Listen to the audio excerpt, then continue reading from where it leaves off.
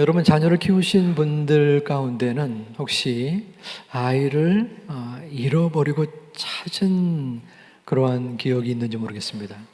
저희는 있었어요. 둘째가 유치원에 다닐 때인데 그때에 놀이동산 에버랜드에 갔었습니다. 안 놀라시는군요. 예. 에버랜드 갔는데 사람들이 많았었어요. 그래서 아이랑 또 지내고 있는데 갑자기 없어진 거예요. 또 그만한 때 아이가 좀 빠르지 않습니까? 하늘이 노래 보이고 정신없이 아이를 찾았습니다. 찾는 가운데 별 이상한 생각도 들더라고요. 다행히 5분, 6분 정도 돼서 잃어버린 근처에서 아이를 찾았습니다. 왜 그토록 간절하게, 절박하게 그 아이를 찾아왔을까요? 그 잃어버린 대상에 대한 가치 때문이죠. 잃어버려서는 안 되는, 꼭 찾아야 할 존재이기 때문입니다. 만일에 길을 가다가 1,000원짜리를 잃어버렸어요. 그러면 그토록 절박하게 찾지 아니할 것입니다. 오늘 말씀에는 예수님께서 한 여인을 찾는 모습을 통하여 예수님이 찾으시는 한 사람에 대하여 함께 살펴보려고 합니다. 예수님이 사마리아 여인을 찾으셨습니다. 그런데 그 과정이 굉장히 힘겨운 상황이 세 가지가 있었습니다. 사마리아로 가는 길, 원래 유대에서 갈릴리의 중간에 사마리아가 있었습니다. 예수님은 이 갈릴리로 가려고 했어요.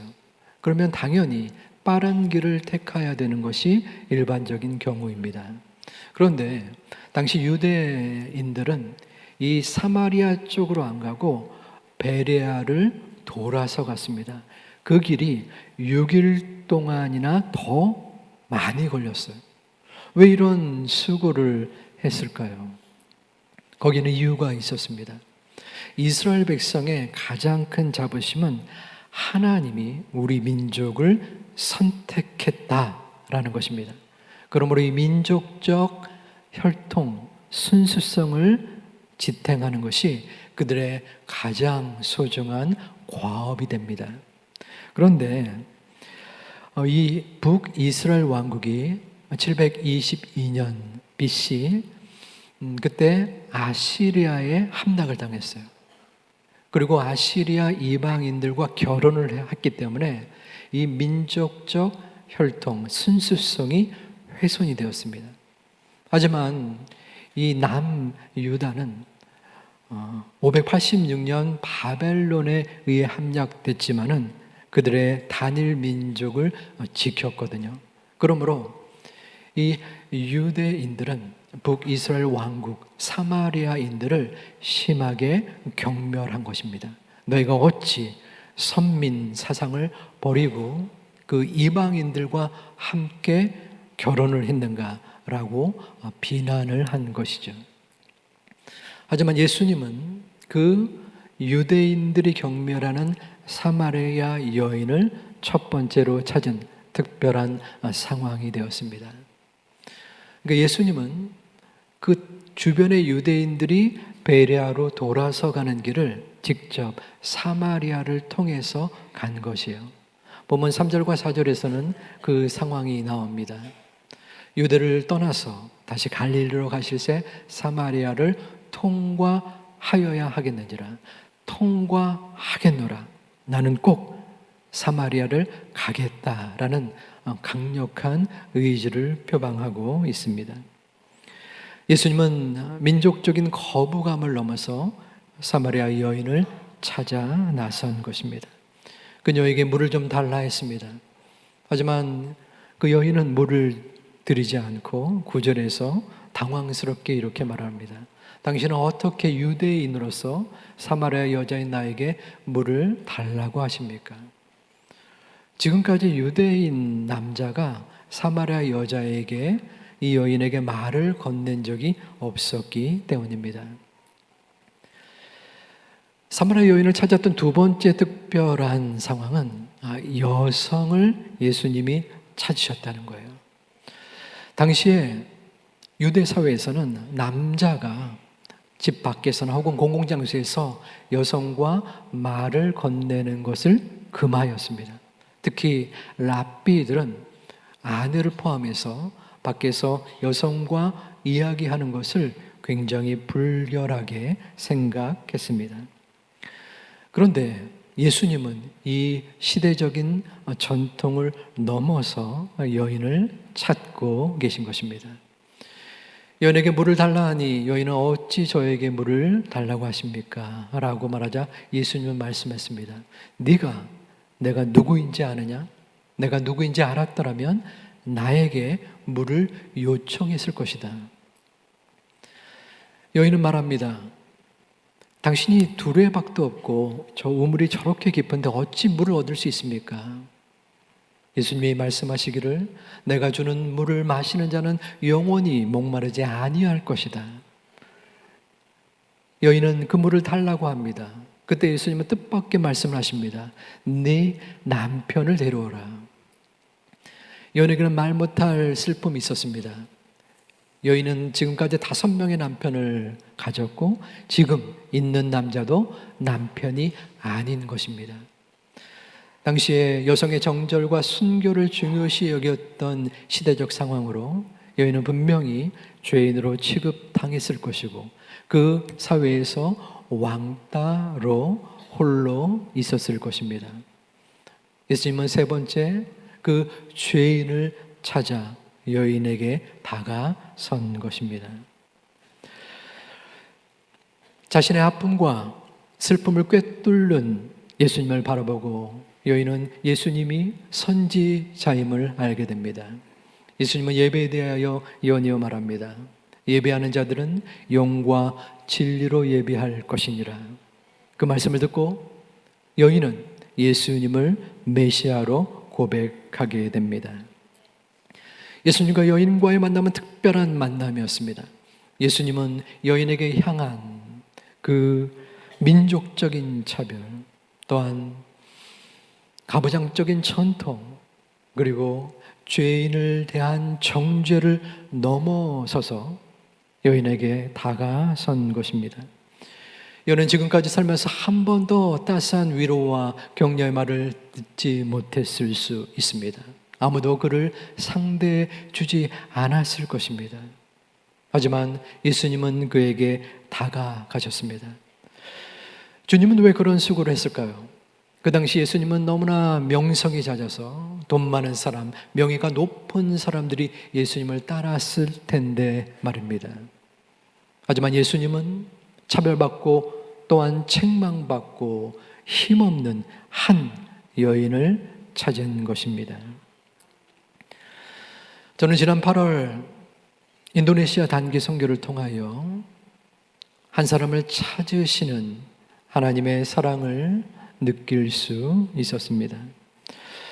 단기 선교 둘째 날 권영주 선교사님께서 이미용 팀을 데리고 정해놓은 장소로 저희들을 데려갔습니다. 저도 함께 갔습니다.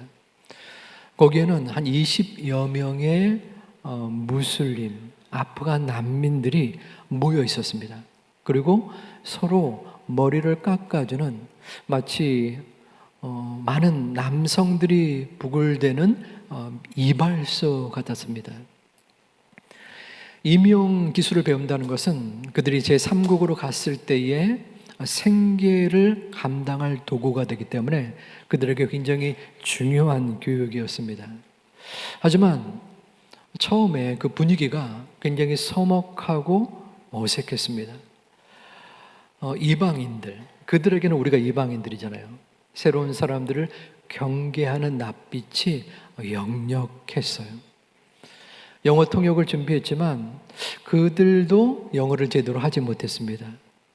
사람들이 많아서 어수선한 분위기가 시작이 되었어요. 마음에 걱정이 들었습니다. 야, 이래가지고 어떻게 이 미용을 가르칠 수 있는가? 저는 그 옆에서 새로 시작하는 의료 선교팀을 찾아가면서 염려스곡에 갔습니다.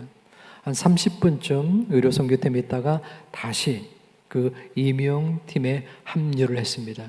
그런데 제 눈앞에 놀라운 광경이 펼쳐진 것이에요.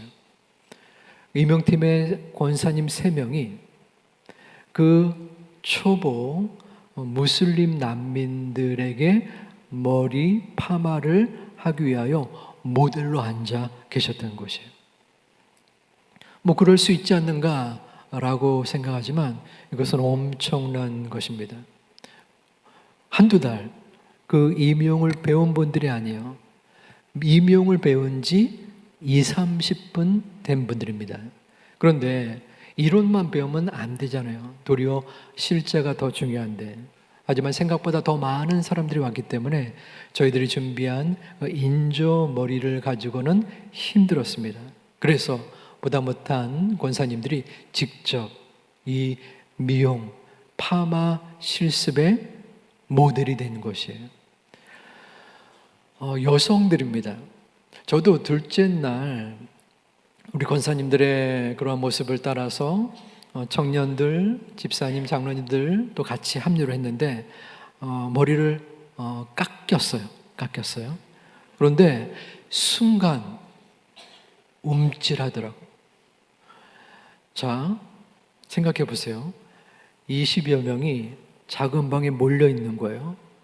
무슬림입니다. 무슬림. 처음에 저는 선교를 나갈 때 4월인가 처음 인도네시아 난민 선교를 가겠습니다. 갑니다. 결정했대요. 속으로 아니 왜 하고 많은 선교지인데 난민을 가?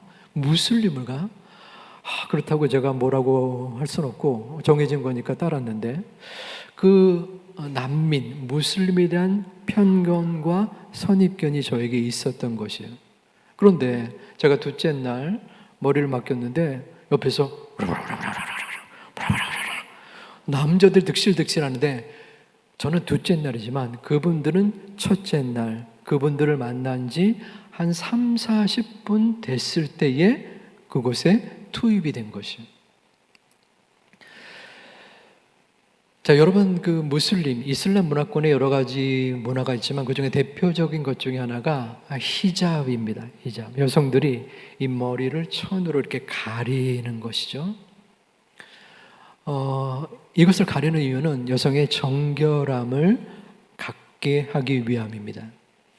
지금도 히잡을 쓰지 않았다는 이유로 최근에 이란에서 그 여성이 죽임을 당하기도 했습니다. 그만큼 이 이슬람 문화권에서는 중요한 문화였던 것이죠. 자, 다시 말하면 그런데 남성들이 여성의 머리카락을 보는 것은 굉장히 힘들다는 말과 같습니다. 평생 보지도 못하는 것이에요. 자, 그런데 갑자기 한국에서 어떤 팀들이 와서 우리에게 이명을 가르친다고 왔는데 배우긴 배웠는데 그 여성들이 머리카락을 생초보인 자신들에게 내어준 것이에요. 그 모습이 그들에게 큰 감동을 준 것 같습니다. 그때부터 그들의 마음이 열리고 또한 함께 교제를 나누고 열심히 그들이 이명을 배우기 시작했습니다. 그 다음 날은 더 많은 사람들이 왔습니다. 그렇게 4일 동안의 모든 사역을 마치고 마지막에는 함께 손을 잡고 그들은 크리스찬들이 아닙니다. 일반 난민이었어요. 기도를 했던 그러한 시간이 있었습니다. 또한 우리 이미용팀에서는 한 명 한 명의 이름을 물어봤어요. 그리고 자신들의 어려움들을 이렇게 적게 했습니다. 그리고 지금도 우리의 선교팀들은 저분들을 위하여 기도하고 있습니다. 지난 주 중에 선교사님으로부터 연락이 왔습니다. 새로운 소식이었어요. 어떤 소식이 제가 읽어드리겠습니다. 남자 교육생 중 시에르라는 형제가 오늘 주일 예배 때 미용팀의 정성을 다한 사랑에 감동되어 예수님을 믿겠다며 찾아왔습니다. 함께했던 시간 속에 예수님의 사랑을 알게 됐고 계속 생각이 나서 갈등하다가 오늘 결단하고 선교센터에 찾아왔습니다. 할렐루야. 지금 저 모자이크를 했어요. 저분들이 신앙을 갖게 되면, 기독교로 개종하면은 저분들의 가족이 이 아프간에서 불이익을 당할 수 있기 때문에 혹시 몰라서 모자이크를 한 겁니다. 여러분들의 사랑의 섬김으로 천하보다 귀한 아프간 난민 한 영혼이 예수님께로 돌아왔습니다. 정말 감사드립니다. 하나님께 영광을 돌립니다. 아멘. 주님은 아무도 주목하지 않았던 사마리아 한 여인을 찾아오셨습니다. 인도네시아 난민들은 우리 선교팀들에게 이렇게 말했어요. 세상에서 잊혀진 존재라고 우리는 생각했는데 우리를 찾아와 주시니 감사합니다. 하지만 그들을 찾은 것은 우리들이 아니라 하나님이십니다. 하나님께서 고국을 떠나 고국에서 도망쳐 나와 인도네시아 정부로부터도 아무런 도움과 혜택을 받지 못하는 세상으로부터 잊혀진 것 같은 그러한 존재였던 아프간 난민 한 영혼을 불러 찾아주신 것입니다. 이제 우리는 1027 새생명 전도 축제의 날을 가지려 합니다. 하나님이 찾으시는 한 영혼은 누구입니까? 하나님이 찾으시는 한 영혼은 우리의 가족입니다. 코로나를 지나면서 우리의 가족 중 신앙의 타격을 입은 분들이 계십니다. 어려서는 교회에 잘 출석했는데 자라나면서 또한 바쁘기 때문에 신앙과 멀어진 가족도 있습니다. 평생 오랜 세월 동안 인과 기도를 위하여 함께 신앙을 갖기 위하여 기도했던 가족도 있습니다. 그분들이 바로 하나님이 찾으시는 한 사람인 것입니다. 또한 더불어 하나님이 찾으시는 한 사람은 우리의 친구 이웃들입니다. 한 달여 전에 새가족 등록 신방을 갔습니다. 그런데 그 분들 중에서 여성도님이 인천에 이사를 오셨는데 시어머니가 아프셔서 근처의 집에서 돌보기 위하여 오시게 된 겁니다. 그 여성도님이 우리 교회 등록을 하셨는데 그 등록하기까지는 그 친구를 위하여 40여 년 동안 20살 정도 때 만났던 그 친구를 위하여 기다리며 기도했던 우리 교회 친구 권사님의 간절한 소망의 기도가 있었습니다. 마음속에 오랫동안 하나님을 바라보며 친구의 구원을 위해 기도했던 그 권사님의 모습, 우리의 마음속에, 여러분들의 머릿속에 생각하는 가족, 친구, 이웃이 있다면 바로 하나님이 찾으시는 한 사람인 줄 믿습니다. 전도는 쉽지 않습니다. 한 사람을 신앙으로 이끄는 것은 굉장히 어려운 일이기도 합니다.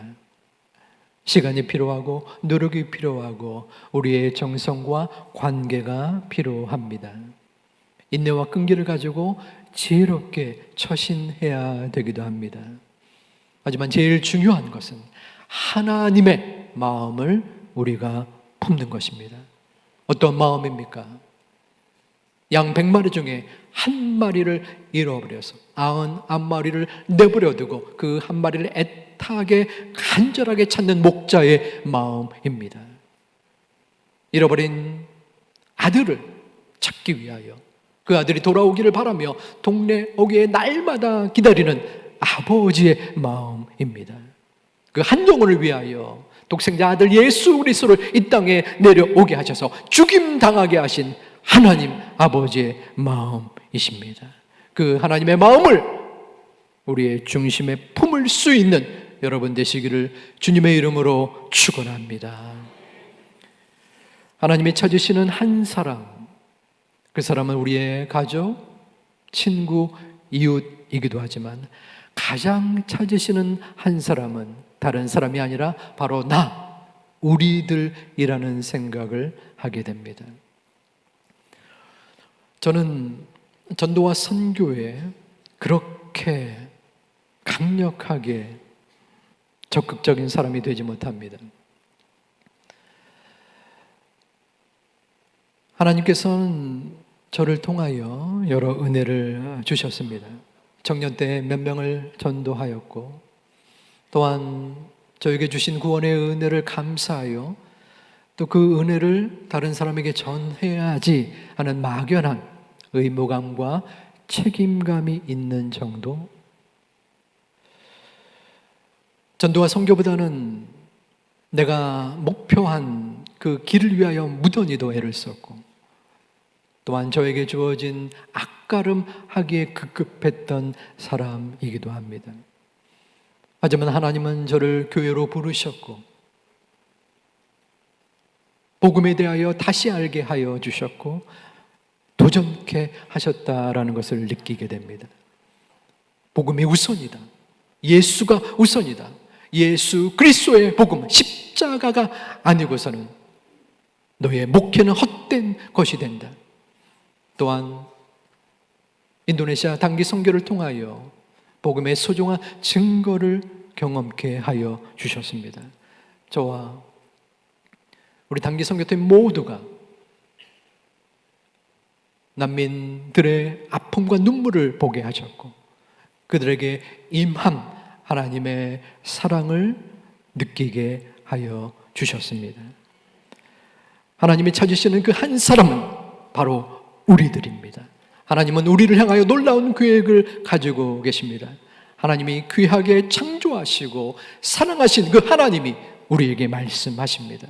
내가 너희에게 베푼 그 사랑을 너의 가족, 친구, 이웃에게 전하지 않겠느냐. 그 하나님의 사랑의 마음, 한 사람을 찾으시는 그 심령을 마음속에 믿고 실천할 수 있는 저와 여러분 되시기를 주님의 이름으로 축원합니다.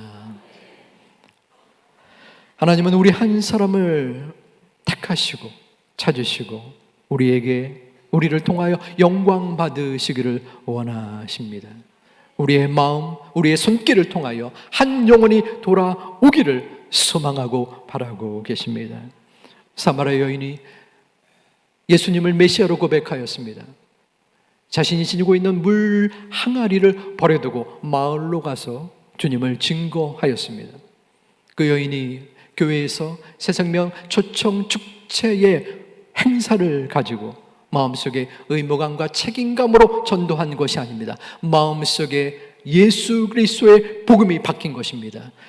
영혼이 말하자는 복음, 그 복음이 그 여인에게 들어간 이상 지금까지 그녀를 얽매였던 죄의 쇠사슬과 사람들의 수군거림에서 그녀는 자유로울 수 있었습니다. 내가 이제 주님을 믿음으로 저는 두렵지 않습니다. 어떤 괴로움이 다가올지라도 나는 거뜬히 이겨낼 수 있습니다. 나는 주님을 증거할 수밖에 없습니다. 그녀에게 가장 소중히 여겼던 물 항아리는 이제 중요한 것이 아니었습니다. 나의 문제, 사람들의 시선, 내 앞날에 대한 불투명함, 내 건강과 물질의 문제, 그것은 그녀에게 문제가 되지 않았습니다. 그에게 가장 소중한 것은 이제 예수 그리스도 한 분이었습니다. 예수님 한 분만으로 만족하는 그 마음의 중심이 있었습니다. 그 마음을 가지고 그녀는 마을로 갔습니다. 사람들에게 증거하였습니다. 와 봐라. 그 이야기를 들은 사람들 중에 하나님을 믿는 사람들이 많아졌습니다.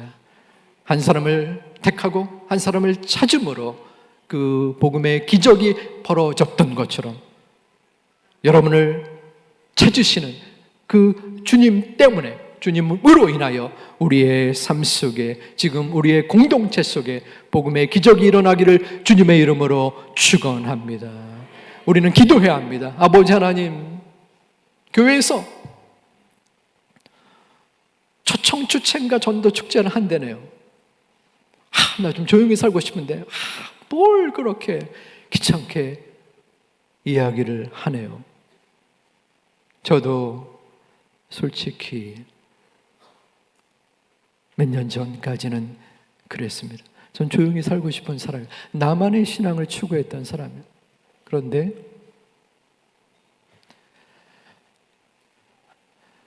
하나님이 원하시는 건 그게 아니더라고요. 하나님은 우리를 찾으셨습니다.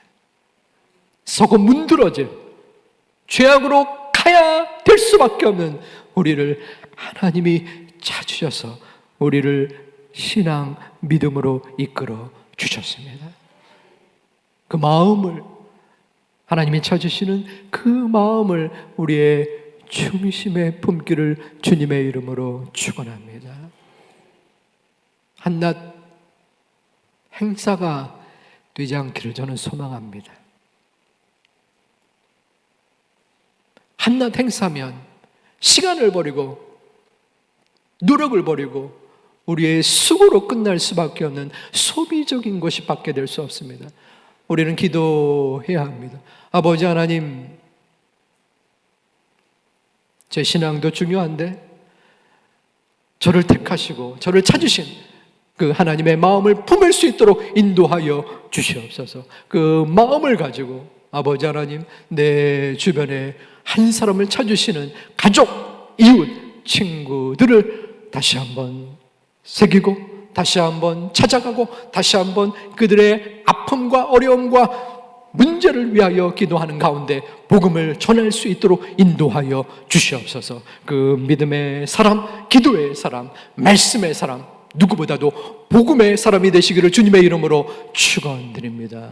이제 하반기입니다. 무더운 날씨가 끝까지 계속될 것 같지만 어느덧 시원한 서늘한 바람이 올 것입니다. 여러분 가운데 50년, 100년 뒤에 이 자리에 계실 분은 아마도 없을 것입니다. 우리의 썩어질 육신, 우리의 연약하고 부족한 우리의 마음, 적어도 주님 품에 안길 때에, 하나님 존전에 있을 때에 하나님은 우리에게 물으실 것입니다. 너는 그 땅에서 무엇을 했느냐? 아니, 부끄러웠습니다. 그런 질문을 하실 것 같아요. 하시겠죠. 그때 아니면 저 잘 먹고 잘 살았어요. 하나님, 제가 그래도 노력하고 기도하고 간구했습니다. 하나님이 주신 그 복음의 증거를 사람들에게, 이웃에게, 가족에게 전하려고 애타게 마음을 다하였습니다. 그 마음에 고백을 할 수 있는 저와 여러분 되시기를 주님의 이름으로 축원합니다.